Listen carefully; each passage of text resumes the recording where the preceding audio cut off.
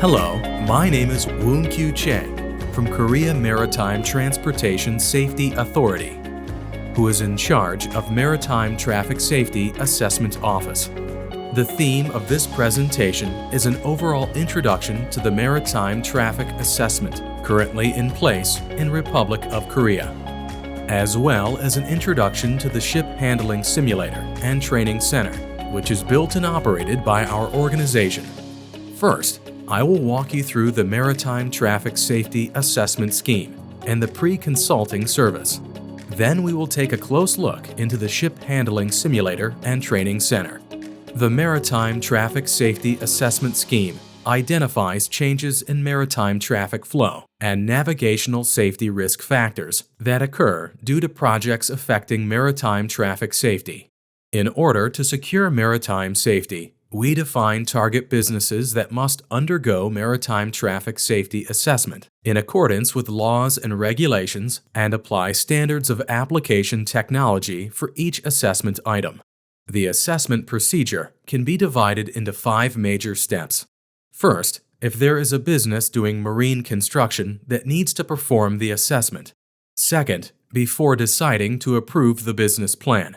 Third, hire an assessment agency that meets legal standards, perform the assessment. Fourth, the agency identifies risk factors for navigation safety that exist depending on the business regarding legal evidences. Finally, professional investigations and evaluations are carried out through the agency to establish safety measures according to risks and furthermore to prevent marine accidents. Our authority reviews the investigations and evaluations that implemented by the agency in terms of legal perspective. Let me introduce the progress of this scheme. The Maritime Traffic Safety Assessment Scheme was first introduced on May 27, 2009 and was implemented on November 28 of the same year. For the enforcement of the law, the Maritime Traffic Safety Assessment Implementation Guidelines were established and announced through the notification of the Ministry of Oceans and Fisheries from January 26, 2010.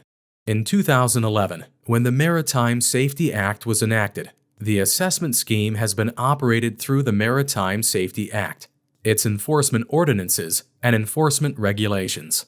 The laws and regulations that are the basis of the current assessment system include the Maritime Safety Act, Enforcement Decree of Maritime Safety Act, Enforcement Rules of Maritime Safety Act, Implementation Guidelines of Maritime Traffic Safety Assessment. There are 3 main reasons behind the introduction of the assessment scheme.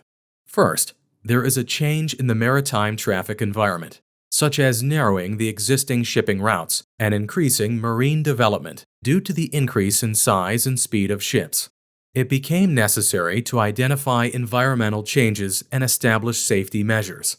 Secondly, since the assessment requires specialized knowledge, it is performed in the form of a service to the agency. But there is a limit that the agency cannot be free from the intention of the operator who is the ordered. In other words, it is difficult to secure the objectivity and expertise of safety measures, as safety measures are established in a direction favorable to the business. Thirdly, in the past, the development project was delayed due to conflicts between stakeholders, due to the lack of reliability of the results of performing the diagnosis without legal basis. Delays in the project will adversely affect the maritime traffic environment. Reducing the possibility of accidents will raise it.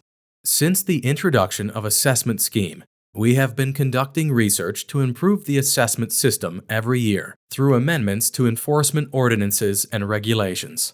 Until 2020, a total of 174 assessments have been performed so far, after 10 years have passed. By achieving zero accident occurrence in the business that has completed the assessment, it has become a central procedure that contributes to enhance maritime traffic safety.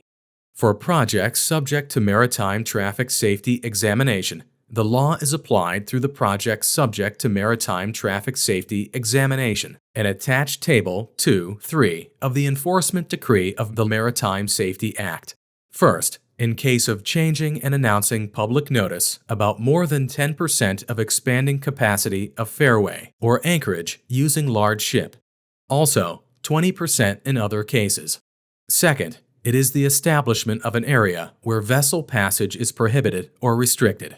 This applies to the case of prohibiting or restricting the passage of vessels when establishing or expanding the water area, according to mineral extraction or aggregate extraction. However, this does not apply to cases where the water level is less than 4 meters. Third, facility construction or repair. It applies to facilities installed in the sea, such as bridges, tunnels, etc., and in the case of other facilities, submarine cable and wind turbine, it is applied according to the length or area. The important part of the 3 items so far is that this is only applicable to waters that are navigatable by vessels 100 meters or longer in length. If only ships with a length of 100 meters or less pass through, it does not fall under the assessment target business. However, in the case of other facilities such as submarine cables and wind turbines, it is applied to the target business based on the length or area, regardless of whether ships with a length of 100 meters or more pass through. Fourth, it is a project to build a port, national fishing port, or marina. In the case of a port, it is applied depending on whether it is built, regardless of the length of the vessel, as it has a large impact on vessel passage. Fifth, it is a project to change the berthing capacity of mooring facilities or to expand the length or area of the breakwater. For ship mooring facilities, only facilities used by ships with a length of 100 meters or more are applied. 10% when used by large ships and 20% or more when used by other ships, except for cases with a depth of 4 meters or less.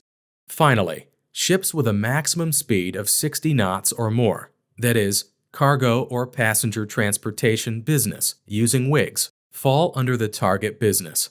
Next, I will briefly describe the procedure for performing the assessment. First, KOMSA is specialized institutions for maritime traffic safety assessment, designated by the Maritime Safety Act in Korea. Maritime Traffic Safety Office is responsible for managing safety assessment system, enhancing traffic system and technology policy, and implementing maritime traffic assessment simulation. A business that promotes a project that is subject to assessment requests an assessment through a safety assessment agency. Simultaneously, the business can contact the Maritime Traffic Safety Assessment Office in KOMSA for consulting on assessment items.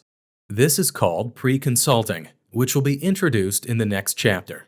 When the agent performs the assessment and creates an assessment report, a business submits it to the MOF through a disposing agency, Regional Administrative Agency. However, you do not need to fill out the report if you are eligible for the assessment submission exemption. MOF can check the adequacy of the submitted assessment report through the Maritime Traffic Safety Office in KOMSA and request supplementation if it is inappropriate. When it is appropriate, a review committee is held to make a final decision, and the adequacy of the whole assessment items is finally confirmed. The committee is composed of officials from the regional office of MOF and designated private committee members. If the score exceeds a certain point by combining the opinions of the committee members, it is judged as consent and the project can proceed. The results derived from the committee are notified to the disposing agency and then to the operator. Then, I will discuss the assessment items that go into the assessment report. Assessment items are largely divided into traffic status survey, traffic status measurement, traffic system adequacy evaluation, and safety measures. First, the traffic status survey is an item that investigates the environment of the project area and includes design standards, natural environment, and navigation conditions. Second, the current status measurement is divided into vessel traffic characteristics analysis, stakeholder and related sea area opinion analysis, traffic congestion level, and maritime traffic flow analysis.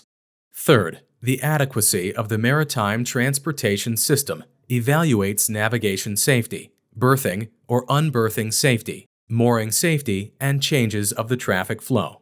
Lastly, in the case of safety measures, we classify them into safety measures during construction, after construction, at the time of completion, and provide appropriate safety measures. The last procedure is most important part of the assessment and establish safety measures for the whole construction process. Here is a brief introduction and composition of the Ship Handling Simulator and Training Center. The KOMSA is an institution that improves and secures the maritime traffic system through maritime traffic safety assessment and management, and conducts advanced maritime traffic safety assessment and technology research. Ship Handling Simulator is a device that simulates the environment in which an actual ship operates and makes it feel as if it is operating a ship.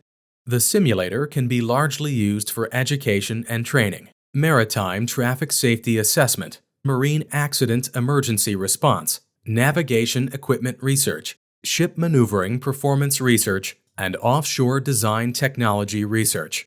The simulator can be divided into software that executes the program and hardware, which can be operated.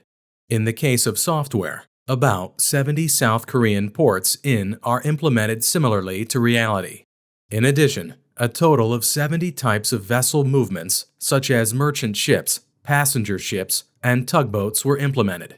The ship handling simulation equipment corresponding to the hardware consists of Bridge A, full mission bridge, Bridge B, ship multi-bridge, Bridge C, fishing vessel simulator, desk pilot, control room, and etc.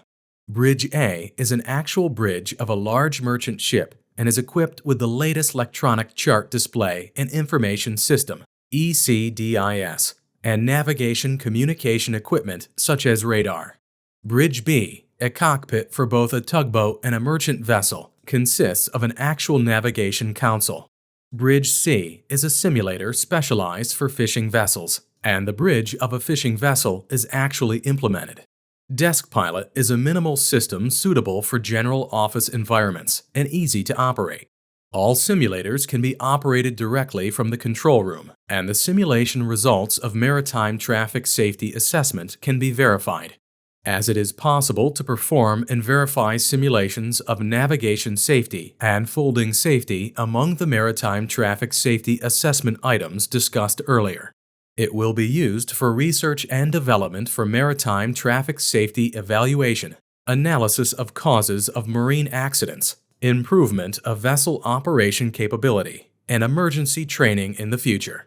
Furthermore, to create a ship operation environment more similar to the sea environment, by updating the system to operate various types of ships, aims to provide the public with an opportunity to experience ship simulation and marine accidents indirectly. In this presentation, I have provided you with a simple introduction to the Maritime Traffic Safety Assessment and the Ship Handling Simulator and Training Center. I hope that you have found the presentation helpful.